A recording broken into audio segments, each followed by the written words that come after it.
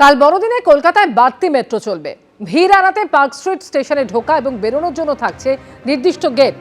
Park street ও ময়দান স্টেশনে সব gate দিয়ে ঢোকা বেরোনো যাবে না। মেট্রো সূত্রে এমনই খবর। পার্ক স্ট্রিট স্টেশনে থাকবে আরপিএফ এর স্পেশাল টিম। কাল দক্ষিণেশ্বর থেকে রাত 10:23 ছাড়বে শেষ মেট্রো। ব্রিজি থেকে রাত 10:30 ছাড়বে শেষ মেট্রো। গ্রিন লাইনে দুদিক থেকেই শেষ মেট্রো ছাড়বে 9:55। কাল পার্ক স্ট্রিটে এবং অন্যান্য মেট্রো স্টেশনে বিশেষ ব্যবস্থা থাকছে। মেট্রো ক্ষেত্রে বাড়তি মেট্রোর ব্যবস্থা থাকছে আগামীকাল, এবং ভিড় এড়াতে পার্ক স্ট্রিট স্টেশনে ঢোকা ও বেরোনোর জন্য নির্দিষ্ট গেট থাকছে। পার্ক স্ট্রিট ও ময়দান স্টেশনে সব গেট দিয়ে ঢোকা বেরোনো যাবে না।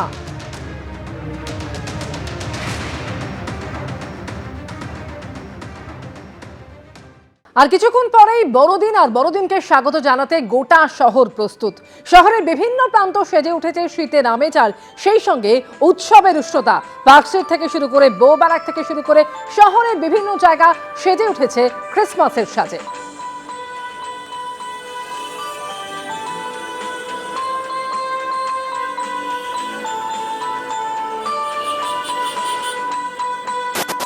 পার্ক স্ট্রিটের ছবি আপনারা দেখলেন, আর এবার দেখাচ্ছি লেক টাউনের ছবি।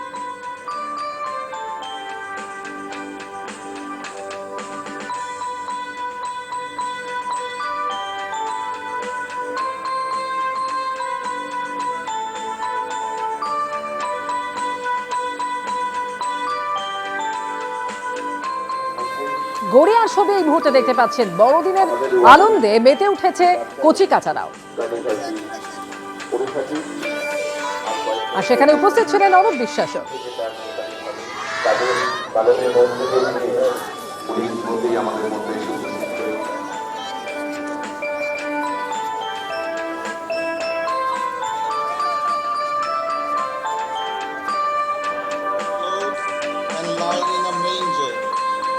Suddenly there was with the angel a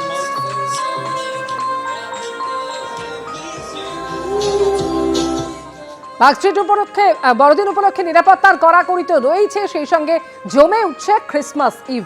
শহরের বিভিন্ন জায়গার ছবি আপনাদের দেখাবো। চার প্রতিনিধি রয়েছেন আমাদের সঙ্গে। একদিকে পার্ক স্ট্রিট থেকে রয়েছেন মনামি রায়, অন্যদিকে অনির্বাণ বিশ্বাস রয়েছেন অ্যালেন পার্কের সামনে থেকে, সেন্ট জেমস চার্চ থেকে আমাদের সঙ্গে রয়েছেন অরিত্রিক ভট্টাচার্য, এবং সেন্ট পলস ক্যাথিড্রাল ছবিও আপনাদের দেখাচ্ছি। সুকান্ত মুখোপাধ্যায় আমাদের সঙ্গে রয়েছেন। প্রথমেই মনামির কাছে আসবো। মনামি, কিছুক্ষণ আগে আমরা দেখছিলাম গোটা পার্ক স্ট্রিট চত্বর কিভাবে একেবারে অপরূপ আলোর সাজে আজকে সেজে উঠেছে ক্রিসমাস ইভ। সেটার আনন্দ একেবারে চেটে পুটে উপভোগ করছেন মানুষ। ছবিটা দেখাও মনামি।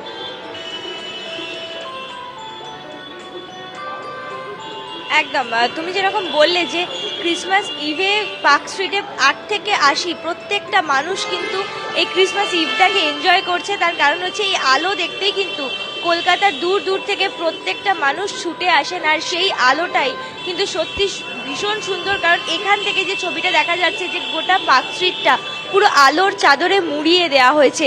শুধু সাদা আলো নয়, তার সাথেই রয়েছে নানান ধরনের আলো, নানান ধরনের আলোয় সেজে উঠেছে পার্ক স্ট্রিট, এবং তার সাথেই নানান ধরনের জিঙ্গল বেল রয়েছে, এবং তার সাথেই রয়েছে 8 থেকে 80 মানুষের ভিড়, এবং তার সাথেই কিন্তু রেস্তোরাঁ। সেই রেস্তোরাঁতেও কিন্তু পা ফেলার রীতিমতন দায় হয়ে গেছে, কারণ এখানকার মানুষেরা পার্ক স্ট্রিটে আসে আলো দেখার জন্য, এবং তার সাথেই এই ক্রিসমাস ইভের যে মুডটা সেটাকে এনজয় করার জন্য।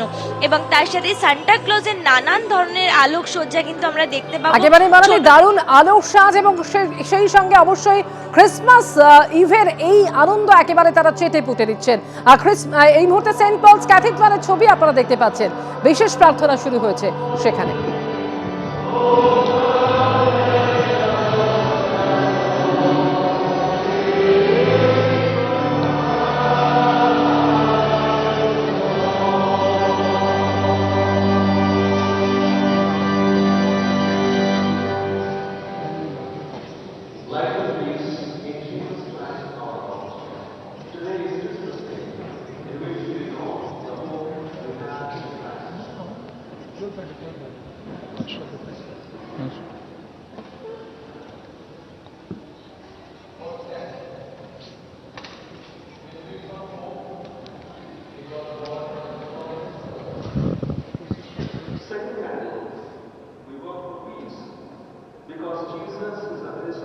সেন্ট পল ক্যাথিড্রালের ছবি আপনাদের সামনে সরাসরি রেখেছি। সুকান্ত মুখোপাধ্যায় সরাসরি এই মুহূর্তে সেখান থেকে রয়েছেন।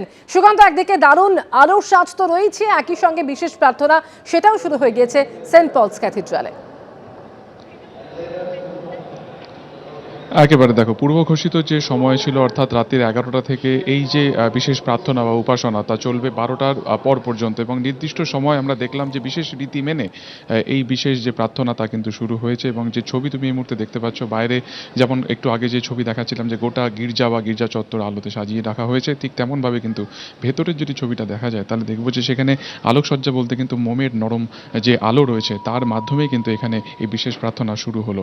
এবং ঠিক যে রীতি মেনে এখানে মূল ফটক থেকে একেবারে যেখানে যীশু খ্রিস্টের একেবারে ক্রস রয়েছে সেখান পর্যন্ত তারা গেলেন, এবং সেখানেই কিন্তু এই মুহূর্তে এই বিশেষ প্রার্থনা চলছে। এবং এই প্রার্থনা চলবে প্রায় মাঝরাত পর্যন্ত। প্রচুর মানুষ যারা দূর দূরান্ত থেকে এসেছেন, কেউ উপাসনার জন্য এসেছেন, কেউ দর্শনের জন্য এসেছেন, তারা কিন্তু দীর্ঘক্ষণ চার্চের বাইরে অপেক্ষা করছিলেন। এবং ঠিক 11টার আগে আমরা দেখলাম যে যখনই এই বিশেষ প্রার্থনা শুরু হলো তখনই কিন্তু মূল ফটক খুলে দেওয়া হলো, তারা ভেতরে প্রবেশ করেছেন এবং সেখানে এই মুহূর্তে কিন্তু এই যে উপাসনা তা চলছে।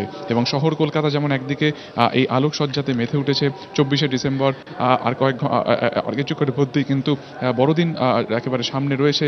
ঠিক সেই জায়গাতে কিন্তু প্রত্যেকের যে গন্তব্য সেটা কিন্তু অবশ্যই সেন্ট পলস ক্যাথিড্রাল চার্চ। ভেতরে এই মুহূর্তে পুরোপুরি নীরবতার সঙ্গেই কিন্তু এই যে বিশেষ উপাসনা তা কিন্তু শুরু হয়েছে।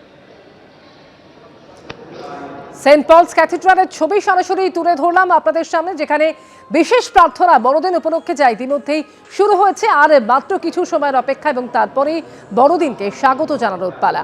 আর এবারে আপনাদের আসলে নিয়ে যায় অ্যালেন পার্কে। মনামি রায় আমাদের সঙ্গে, অনির্বাণ বিশ্বাস সেখান থেকে সরাসরি আমাদের সঙ্গে রয়েছেন।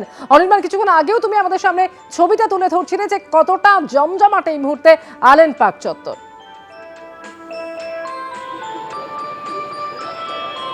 হ্যাঁ দেখো অমৃতা, একদমই যত রাত বাড়ছে ততই কিন্তু অ্যালেন পার্কের এই যে পরিবেশ, সেই পরিবেশটা আরও মায়াবী হয়ে উঠছে।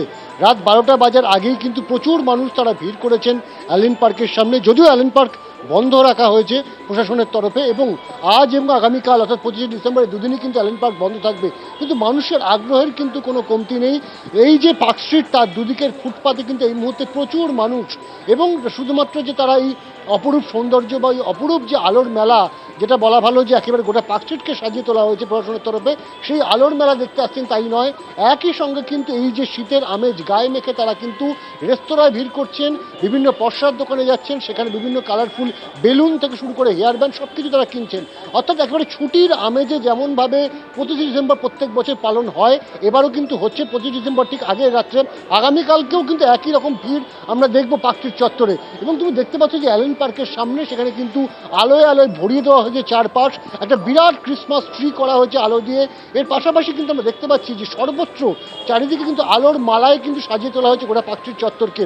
ফলত সন্ধ্যে থেকে ভিড়টা হয়তো কিছুটা কমেছে এখন, ঠিক কথা। একটার সময় কলকাতা পুলিশের তরফে রাত 8:30 থেকে 10টা পর্যন্ত এই গোটা পার্ক স্ট্রিটকে ফ্রি ওয়াকিং স্ট্রিট করে দেওয়া হয়েছিল। সিপি মনোজ বর্মা তিনি নিজে এসেছিলেন, নিজে খতিয়ে দেখেছেন গোটা এলাকা, এবং পুলিশের তরফ থেকে কিন্তু সাধারণ মানুষের সঙ্গে যতটা সম্ভব সহযোগিতা করা যায় সেটা কিন্তু করা হচ্ছে। মানুষ যাতে এই ছুটির আমেজ এবং এই বড়দিনের আগের সন্ধে যাতে সম্পূর্ণ আমেজ তারা উপভোগ করতে পারে তার জন্য সমস্ত রকম ব্যবস্থা রাখা রয়েছে।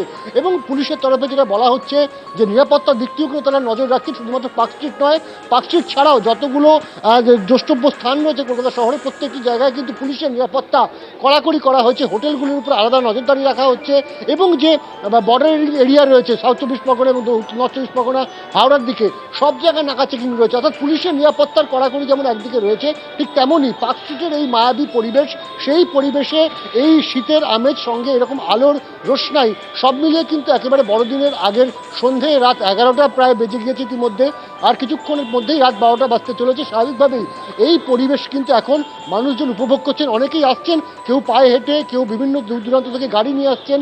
8 থেকে 80 প্রত্যেকের ভিড় রয়েছে এখানে, প্রত্যেকেই অ্যালেন পার্কের সামনে আসছেন, কিছুটা মর্মাহত হচ্ছেন কারণ অ্যালেন পার্ক ভেতরে ঢোকা যাচ্ছে না, বন্ধ রয়েছে। যদিও অ্যালেন পার্কের বাইরে দাঁড়িয়ে তারা কিন্তু কেউ সেলফি তুলতে ব্যস্ত, কেউ কিন্তু নিজেদের মধ্যে মজা করতে ব্যস্ত, মশগুল হয়ে রয়েছেন। স্বাভাবিকভাবে গোটা পার্ক স্ট্রিট জুড়েই কিন্তু এই মুহূর্তে একটা আনন্দের আমেজ এবং একটা উৎসবের আমেজ বলা চলে। অমৃতা।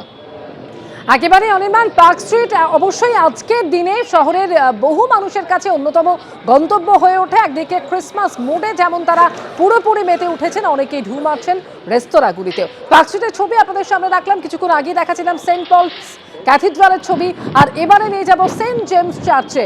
অরিত্রিক ভট্টাচার্য সেখান থেকে সরাসরি রয়েছেন। অরিত্রিক, আমরা দেখছিলাম কিছুক্ষণ আগে যে চার্চের ভেতরে কিভাবে এই বিশেষ প্রার্থনার প্রস্তুতি নেওয়া হচ্ছে।